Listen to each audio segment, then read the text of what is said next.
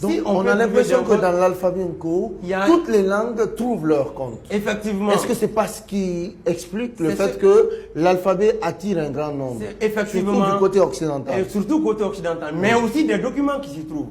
Imaginez que sur les 183 livres de Souleymane Kanté, il y a 48 livres d'histoire. C'est intéressant. Donc Souleymane Kanté doit être considéré comme l'un des plus grands historiens. Est-ce que vous comprenez? 48 livres d'histoire sur les chefferies, les tribus, les empires des royaumes ouest africains. Tout. Donc, quand vous lisez les livres d'histoire en cours, franchement, même la problématique de l'occupation des territoires, des migrations, vous comprenez tout. Et puis, il a fait ressortir aussi les côtés positifs de l'Afrique. Dans Souleymane Kanté, il a fait... Alors, l'alphabet Nko, c'est quand même très intéressant. Oui. Est-ce qu'il y a eu des tentatives d'ériger l'alphabet en une langue? Et s'il y a eu des tentatives d'ériger l'alphabet Nko en une langue, bon, en réalité, un alphabet, c'est pour transcrire une ou des langues. Souleymane Kanté, la langue guinéenne qu'il maîtrisait, c'était le Maninkakan. Est-ce que vous comprenez? Le Malinké. Donc, il a créé son système. Quand il a créé son système, est-ce que vous comprenez? Lui, la langue qu'il a, c'est comme si vous créez le sous-bâtiment. Quelqu'un peut venir bâtir une chambre et d'autres chambres, quoi. Ou bien un bâtiment à étage. Est-ce que vous comprenez? La langue que lui, il maîtrisait, c'était le Maninkakan. Donc, les ouvrages qu'il a fait, il l'a fait en Maninka. En Maninka. En Maninka. Alors, est-ce que vous comprenez? Oui. Il l'a fait en Maninka. Mais tout en, parce que, mais comment lui-même il a défini l'Onko? Il a défini l'Onko comme étant l'alphabet phonétique africain. Même, heureusement, ou malheureusement, l'alphabet phonétique africain, mais qui s'adapte à toutes les langues. À toutes les langues. Oui, mais... Aujourd'hui, par exemple, les Maliens sont beaucoup en avance par rapport à nous, les Guinéens. Est-ce que vous comprenez? Dans la connaissance de l'alphabet Nko. Dans la connaissance de l'alphabet Nko. Et voire même dans sa vulgarisation. Alors, si je vous dis que dès 2005, il y a eu à l'Assemblée nationale du Mali une commission parlementaire, une commission nationale parlementaire, au sein même des députés de l'hémicycle malien, pour faire la promotion de l'alphabet Nko. Donc, ça veut dire qu'en Guinée, vraiment, il faut savoir aussi que l'Onko n'a pas assez communiqué. Oui. Faute de moyens. Oui, on parlera en fin d'émission des difficultés de promotion de cet alphabet. Oui. Mais cet alphabet, bien évidemment, depuis sa création, a connu des évolutions. Oui. En quelques mots, dites-nous quelles sont les étapes qui ont jalonné l'évolution de cet alphabet. Ok, il y a eu d'autres étapes. Et après le décès de Souleymane Kanté, les recherches ont continué, surtout sur le plan technique et technologique. Bon, Souleymane Kanté lui-même, il voulait faire des machines à écrire. Il n'avait pas les moyens. Bon, jusqu'à son décès. Mais après son décès, ceux qui utilisaient l'alphabet Nko voulaient faire des machines à écrire. Mais il y a certains qui ont dit, bon, pourquoi faire des machines à écrire? Surtout au début des années 90, l'ère de l'informatique est en train de sonner. Donc, il y a eu des recherches au niveau de l'informatique. Il y a un Guinéen du nom de Baba Mwandi Diané, il faut lui rendre hommage. Parce que si l'écriture Nko aujourd'hui est présente dans l'informatique, c'est grâce aussi à sa vision et à sa clairvoyance. Donc c'est lui qui a mené des démarches en Égypte pour que l'écriture Nko soit informatisée avec des ingénieurs informaticiens égyptiens, avant même l'avènement de Windows. Donc en 1992, les premières polices d'ordinateurs ont été créées pour l'alphabet Nko. En 1996, le premier logiciel de transcription de l'alphabet Nko a été fait, toujours en Égypte. Est-ce que vous comprenez? En 1998, les premiers sites internet de Nko ont été lancés. Mais le système informatique Nko, avant l'an 2005, c'était un système d'informatique qui était propre au Nko, qui n'était pas reconnu internationalement. Donc on a mis de l'an 2000 à l'an 2005 des combats sur le plan international pour que l'Nko soit informatisé. Donc à partir de 2005, je ne vais pas rentrer dans tous les détails, le temps nous manque. Mais à partir de l'année 2005, lors de la conférence de l'Unicode à Paris, au mois de septembre, donc il a été décidé d'intégrer l'Nko dans les systèmes informatiques du monde.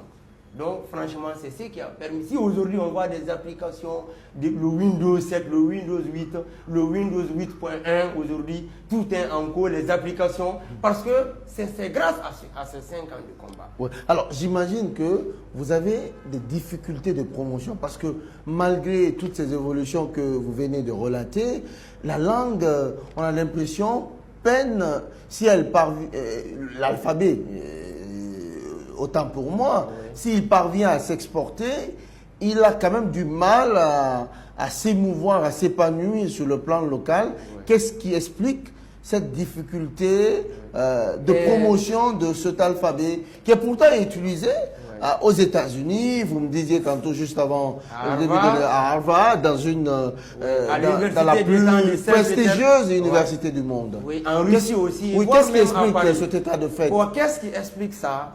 Vous savez, nous les Africains, il faut être souvent autocritique.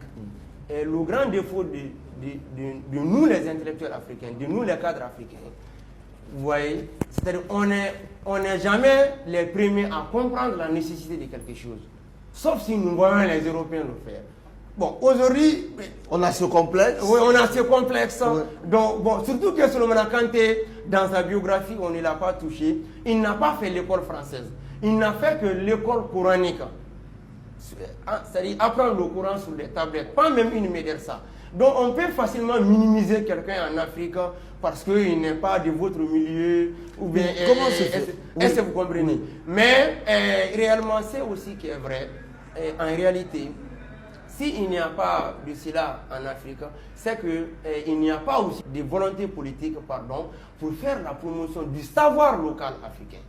Du savoir local africain. Moi, j'ai eu la chance de participer à de nombreuses conférences à travers le monde où j'ai représenté l'ONCO. Mais qu'est-ce que j'ai remarqué? Il y a des chercheuses américaines qui viennent chez nous, au Fouta Jalon, qui apprennent le Poulard, qui apprennent la cordonnerie du Fouta, qui vont enseigner ça dans les universités en Amérique. J'ai vu aussi une chercheuse américaine qui est partie à Cancan. La céramique, c'est-à-dire la technologie de fabrication des jarres d'eau avec l'argile. Des Amériques, ou bien, comme on appelle le beurre de qualité, comment les femmes de chez nous font l'extraction de ces beurres de qualité. Donc les chercheurs américains viennent chez nous avec le corps de la paix ou je ne sais quoi. Ils viennent, ils apprennent ça dans nos villages. Ils maîtrisent même nos langues. Ils peuvent faire des proverbes. On a vu. Donc quand ils vont aux États-Unis, ils enseignent ça dans les universités. Alors que nous, nos universités sont là. On dit non, nos femmes là, c'est des analphabètes. Est-ce que vous comprenez? Donc il faut savoir que être lettré et être intellectuel fondu. André Malraux a dit que l'intellectuel, ce n'est pas seulement l'homme à qui les livres sont nécessaires, mais tout homme qui dispose d'une idée si élémentaire soit-elle et qui peut ordonner la vie d'une nation. Donc il y a des personnes qui détiennent des savoirs, qui ne savent même pas lire et écrire. Il faut se mettre avec eux. Est-ce que c'est ce qui a, entre guillemets, desservi l'Alphabet Nko? Effectivement, le fait que son créateur n'ait pas été à l'école. Pour un premier temps. Oui. Parce que Solomon Kanté même a dit, il a écrit, qu'il a montré d'abord l'Onko en nos cadres. Mais que certains ont dit, regardez une écriture bidon comme ça. Bon, vous voyez. Donc maintenant, aujourd'hui, il y a même beaucoup de personnes. Aujourd'hui, quand même, les mentalités sont en train d'évoluer.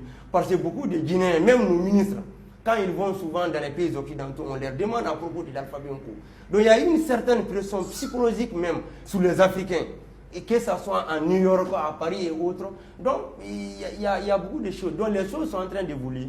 Aujourd'hui, le fait que l'Onko aussi soit dans l'ordinateur avec les applications, donc ça fait aujourd'hui que les intellectuels africains aujourd'hui sont mieux réceptifs au message de l'Onko. Alors, sur une population estimée à plus de 12 millions d'habitants, oui. Est-ce qu'on peut connaître, est-ce que l'alphabet Nko est en progression ou en net recul? Oui, l'alphabet Nko est en progression en Guinée. Oui. Et parce que... Est-ce qu'on peut illustrer ça? On peut illustrer bien ce qui se passe aujourd'hui est en même conception.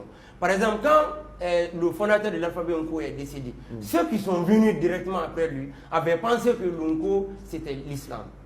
Il y a certains qui sont venus dire non, l'Nko n'est pas l'islam, effectivement c'est l'Afrique. Parce qu'il y a la médecine traditionnelle dedans, et il y a l'islam dedans, il y a la science, il y a des dictionnaires dedans. Il y a même des ouvrages qui portent réellement sur les traditions africaines, sur l'histoire africaine. Il y a des ouvrages même qui traitent des kolas, sont importants dans nos mariages, ou bien de la charte de Kouroukanfouga, ou la charte du Fouta. Et Solomon Kanté réellement a démontré aussi que les valeurs qui existent, par exemple, dans la charte de Kouroukanfouga, sont antérieures de 5 siècles au Bill of Rights anglais et de 4 siècles à la Déclaration universelle des droits de l'homme et des citoyens. Donc il faut amener les intellectuels africains à fouiller notre histoire. Il y a des choses que les Sundiata Keita ont reconnues. Il y a des choses que les Bokar Birobari ont fait. Il y a des choses que les Samori ont fait. vraiment, ils n'ont pas attendu le contact avec l'Europe pour le faire. Donc cette UNCO s'enrichit bien évidemment de cette diversité. Merci beaucoup, monsieur Nafadi Sori Kondé. Je rappelle que vous êtes membre de l'Académie UNCO, un système d'écriture qui, pourrait-on dire, encore de beaux jours devant lui. Merci, bon vent à vous, bon vent également au système d'écriture UNCO. Ce fut un plaisir. C'est moi qui vous remercie parce qu'en me donnant la parole, surtout au porte-parole des sans-voix, donc l'espace aujourd'hui est en train de...